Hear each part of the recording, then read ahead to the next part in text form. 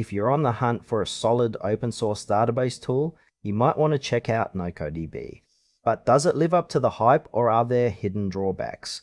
Let's dive into what NocoDB really offers. NocoDB is designed as a no-code interface for your databases, which means you can manage and visualize your data without diving into complex code. It connects seamlessly with existing databases like MySQL, PostgreSQL, and SQLite, essentially turning them into a user-friendly spreadsheet. The whole setup feels intuitive, especially for teams that need to collaborate without technical barriers. One standout feature is its ability to create custom views and forms, which can be a game changer for project management or client tracking. However, while the user experience is generally smooth, I noticed some areas that felt a bit clunky.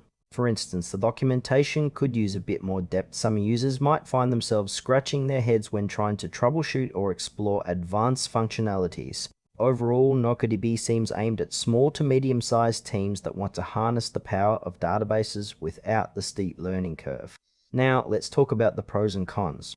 On the positive side, NocoDB is free and open source, which is a huge plus for budget-conscious teams. The no-code approach makes it accessible for non-developers, and the ability to connect to various databases is a significant advantage. On the flip side, there are some frustrations.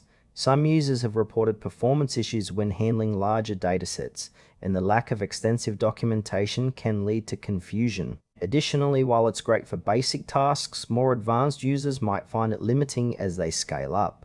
If you're looking for heavy-duty database management, you might want to explore more robust options. In summary, NocoDB could be a perfect fit for smaller teams or those just starting with database management, but larger enterprises might want to look elsewhere. In conclusion, NocoDB is a solid choice for those seeking a user-friendly, open-source database tool, especially if you're working with smaller teams. However, if your needs are more complex or you handle large data sets, it might be worth considering other options. If you do give it a try, just keep your expectations in check.